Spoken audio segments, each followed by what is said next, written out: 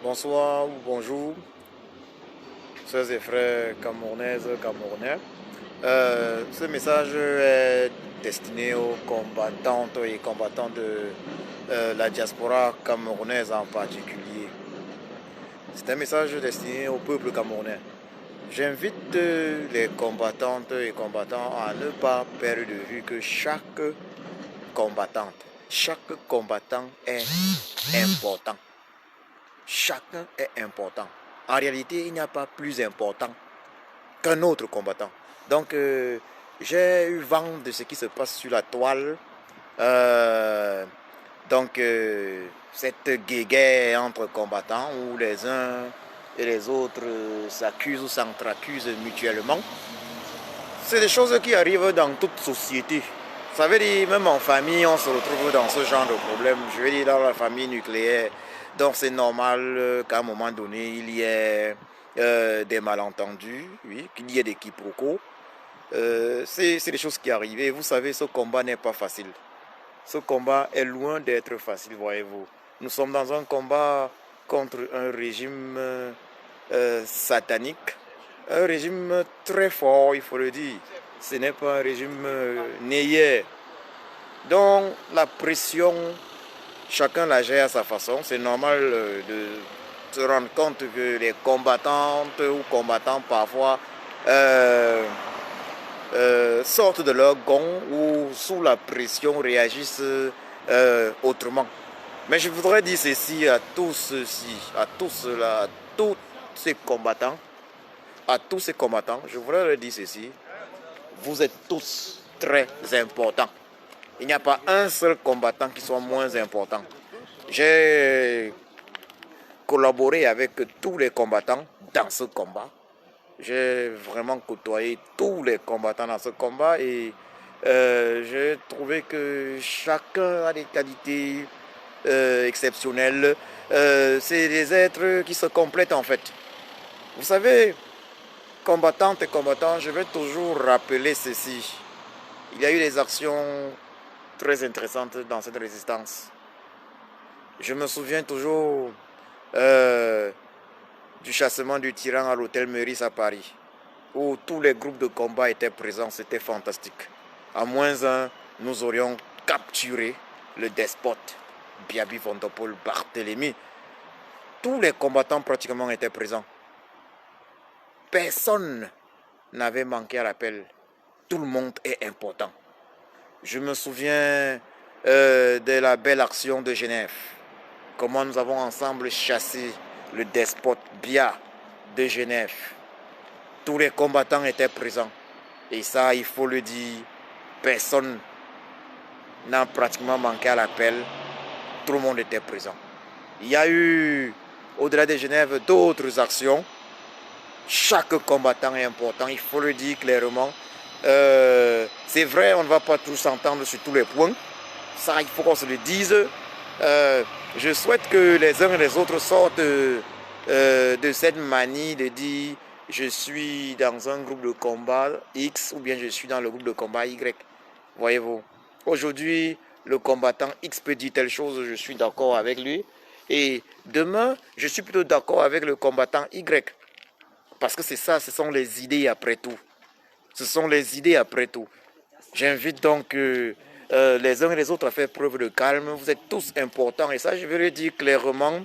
Comme la Panthère, Calibri, Calibro, vous êtes tous très importants pour cette lutte. Votre rôle est important. Calmez-vous, calmez-vous.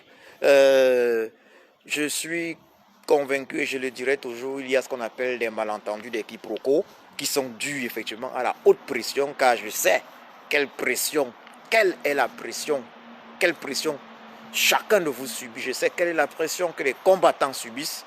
C'est normal que parfois, pour une raison ou pour une autre, on se mette à penser ou à croire des choses qui ne sont pas forcément vraies.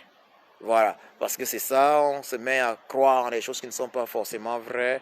On a peut-être l'impression d'être haï par X ou Y pour telle ou telle raison. Franchement, que je vous le dise, combattantes et combattants, vous êtes tous très importants. C'est vrai, Personne n'est parfait. C'est vrai qu'il y a des erreurs commises par les uns et les autres. C'est évident. Mais il n'y a rien qu'on ne puisse pardonner.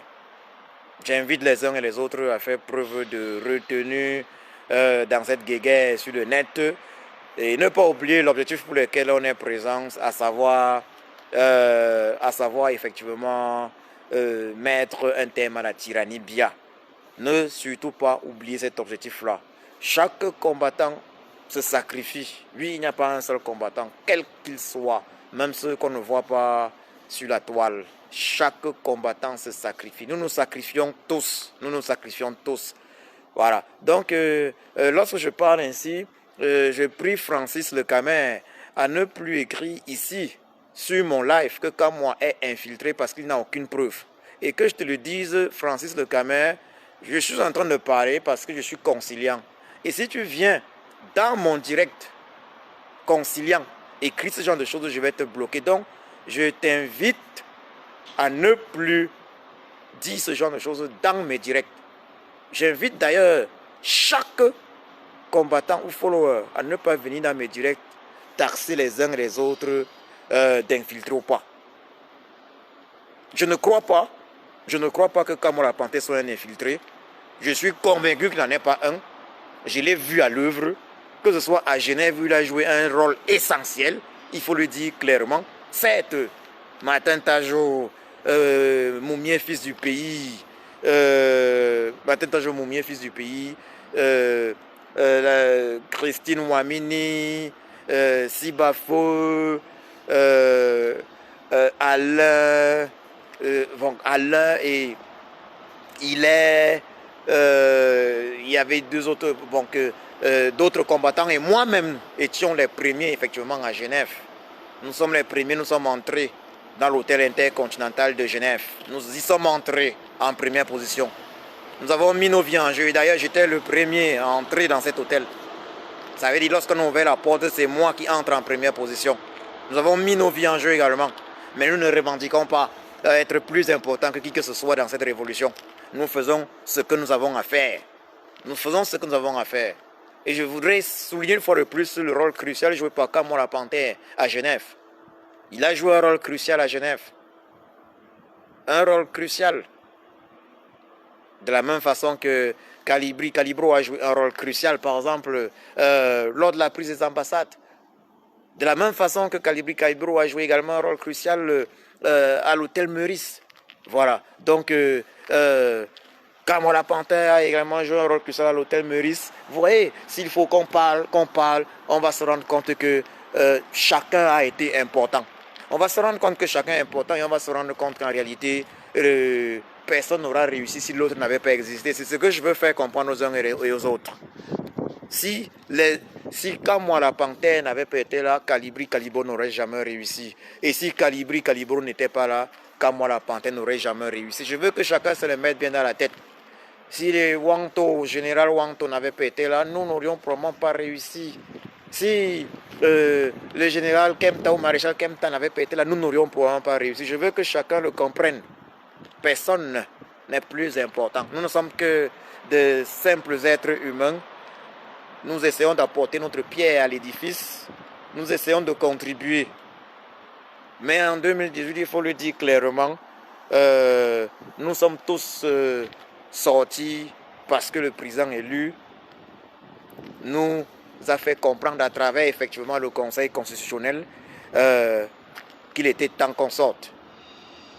Même si moi, personnellement, je n'étais pas à mes premières actions parce que la première manifestation que je fais enregistrer, je le fais en 2008 à Bonn en Allemagne afin de dénoncer la modification de la constitution du Cameroun. Voilà, afin de dénoncer l'intention de modification de la constitution du Cameroun parce que le tyran le fait en 2018 afin de rester éternellement au pouvoir, afin de dénoncer le non-respect des droits de l'homme. Je parle de 2008. Voilà. Mais de manière globale, nous sommes sortis en 2018 parce que le président élu nous a redonné l'espoir. Parce que le président élu n'a pas fait comme Frundi comme Frundi depuis 92 qui a pactisé avec le régime de Yaoundé. Le président élu a dit il se bat pour nous, il va se battre Et effectivement, aujourd'hui, nous sommes en train de revendiquer une réforme consensuelle et effective du système électoral. Je vais vous dire ceci, combattantes et combattants, aucun parmi vous n'est parfait. Aucun parmi vous n'est parfait. Bon, moi, en ce qui me concerne, je peux vous dire, si on se voit, je peux dire à chacun, bon, voilà ce que je te reproche sur le plan personnel. Il y a eu telle chose, j'aurais aimé que tu fasses comme ça, comme ça. Mais c'est des idées, c'est un combat d'idées. J'aurais aimé que tu fasses comme ça, combattant X, mais tu l'as fait plutôt autrement. Mais maintenant, tu avais tes raisons. Je peux me fâcher, je peux être là, je dis, bon, lui, il a fait ça comme ça, parce que je peux dire que, bon, il n'a pas fait telle chose parce qu'il est infiltré, alors qu'en réalité, chacun a sa perception de la chose. Chacun a sa perception des choses. Il y a des choses sur lesquelles les uns vont pas être très motivés parce qu'ils ont l'impression que, en fait, ça ne va rien apporter, ou même parce que ce n'est pas leur truc du tout. D'autres, par contre, seront très motivés. Voilà de quoi il est question. Donc, je vais te dire ceci, Francis Le Camin. Si tu trouves que je suis trop équilibriste, tu n'as pas besoin de venir dans suivre ce direct. Parce que je serai toujours équilibriste. Je l'ai toujours dit, ma seule cible, c'est le régime de Yaoundé. Il faut que je te le dise clairement. Ma seule cible, c'est le régime de Yaoundé. C'est Biaby Vondopol Barthélemy. Et ses créatures. Le reste ne m'intéresse pas. Maintenant, si il y a des traîtres, les traîtres finissent toujours par déclarer qu'ils sont traîtres. On a la preuve avec Jamen. Et je le redis également, dans cette révolution, s'il y a des traîtres, ils vont finir par déclarer qu'ils sont des traîtres. Ils vont finir par le déclarer. Vous comprenez ça? S'il y a des traîtres, ils vont finir par déclarer on est des traîtres. On peut avoir des doutes lorsque certaines personnes posent certains actes. On peut s'interroger. Naturellement, il faut le faire, sinon on n'est pas combattant. On peut s'interroger que tel acte posé par tel combattant ou tel combattant, c'est quand même un peu bizarre. Il faut se poser des questions. Mais il y a une nuance entre se poser des questions et affirmer certaines choses. Il y a une grosse nuance. Donc il faut faire très attention. Donc j'en profite là pour dire ceci. Voilà, il faut qu'on accorde, donc on a César ce qui est à César. On a la combattante Winnie Savannah qui a eu la jambe fracturée dans ce combat. À l'Amazon Winnie Savannah, je lui tire mon chapeau. Elle a failli mourir à Lyon. Moi également, ils ont failli me tuer à Lyon. Ils ont voulu m'enlever les testicules au moins ou m'assassiner. Voyez-vous, j'étais à l'hôpital avec Winnie Savannah. Je dis, il faut respecter ça. Il faut que nous respections cela parce que elle a failli mourir assassinée par les membres de la garde rapprochée du despote. Vous comprenez? Hein? Elle a failli mourir assassinée par la garde rapprochée du despote. Donc ça, je vais le redire encore ici très clairement. J'ai du respect et de l'admiration pour tous les combattantes et combattants. Je trouve que ce que nous avons réalisé est exceptionnel. Exceptionnel, je le dis bien, exceptionnel jusqu'ici. C'est normal qu'il y ait des difficultés parce que qu'il y ait des problèmes, qu'on assiste souvent à ce genre de clash. Parce que le régime de Yaoundé n'est pas facile. On ne détruit pas un régime implanté depuis, je dirais même 60 ans, comme ça. C'est normal. C'est normal. Il y a la pression, et on sait que les uns et les autres n'ont pas que le combat dans la vie. Nous avons des vies de famille, nous avons des vies professionnelles. Il y a tellement de choses qui entrent en jeu. Et du coup, ça peut arriver qu'on réagisse de façon disproportionnée. Et ça, il faut prendre tous ces détails-là en compte. Il faut prendre tout ça en compte. J'ai du respect et de l'admiration pour tous les combattants, pour toutes les combattantes, même si je ne partage pas forcément les mêmes points de vue au niveau de la manière de mener le combat, parce qu'il faut qu'on soit très clair, c'est ça le problème. On a ce problème-là. Ce n'est pas parce qu'on ne partage pas les mêmes points de vue au niveau de la manière de mener le combat que nous n'avons pas la même cible. C'est pas pour autant que nous n'avons pas la même cible. Mais il faut qu'on soit très clair. Disons-le clairement. Le président élu, son excellence Kamto Maurice alias le Sage, est le guide suprême de cette révolution. Et j'invite les uns et les autres à le respecter comme ça se doit. Parce que en 2008, lorsque j'enregistrais une manifestation à Bonn, Bonn qui est une ville à 30 minutes de Cologne, lorsque j'enregistrais une manifestation à Bonn, afin de demander que la constitution du Cameroun ne soit pas modifiée pour laisser le tyran Biya au pouvoir, afin de dénoncer le non-respect des droits de l'homme. Lorsque je le faisais en 2008, si le président élu, son excellence Kamto Maurice, alias de ça, j'étais déjà le premier homme politique du Cameroun, je suis convaincu que nous aurions réussi à empêcher cela. Nous aurions réussi à empêcher la modification de cette constitution. Car notre problème aujourd'hui, c'est parce qu'en 2008, nous ne sommes pas levés pour empêcher la modification de cette constitution. Voilà, cela a permis au tyran Biya de continuer de voler de hold-up en hold-up électoraux. Voilà ce qui est la réalité. Si nous avions eu Papa Kamto depuis 2008 dans la politique véritablement du Cameroun, on devait pas être là où on est. Donc respectons Papa Kamto, le président élu du Cameroun, son excellence Kamto alias le Sage. Respectons son parti politique, le MSC. On voit certains qui veulent détruire le MSC. Je ne peux pas terminer ce direct sans parler de cela. Tous ceux qui veulent détruire le MSC, je leur promets vraiment le karma. Je leur promets des malédictions. Voilà. Je leur promets des malédictions parce que toute personne, tout Camerounais souhaitant détruire le MSC, alors qu'on sait que le MSC est le véritable héritier de l'UPC, tout Camerounais souhaitant le faire va le regretter. Et ce ne sera pas par la main de l'homme. Ces Camerounais-là vont le regretter. Il y en a, qu'est-ce que je dis, il y en a qui le font, qui veulent détruire le MSC pour des raisons égoïstes, pour des raisons qui n'ont rien à voir avec le combat pour la libération du Cameroun. Voilà, je leur ai dit ceci, ça ne marchera pas. Le karma va frapper. Ça ne marchera pas. Je remercie une fois de plus le président élu du Cameroun, son excellence Kamto Maurice alias Sage, d'avoir rêvé le peuple camerounais. Personne ne peut oublier ce jour où le professeur Alain Fogué, actuellement incarcéré pour des raisons politiques, a présenté les faux PV au peuple camerounais en disant qu'il y a-t-il quelqu'un dans la salle pour venir regarder. Personne ne peut oublier ce jour-là. Et ça, c'est le MSC. C'est le MSC. Vous comprenez ça? C'est ça la renaissance du Cameroun. Personne ne peut détruire le MSC. D'autres ont parlé de la création d'un grand MSC. D'autres ont parlé, on parle de tout, mais on veut mettre le MSC de côté, mais ce n'est pas possible. Quelles que soient les intentions, vous n'êtes pas obligé d'aimer le MSC, mais vous pouvez créer vos partis politiques à côté et venir coaliser. Vous n'êtes pas obligé d'aimer les propriétaires du MSC, mais vous pouvez créer des partis politiques à côté et venir coaliser. C'est tout ce que j'avais à dire.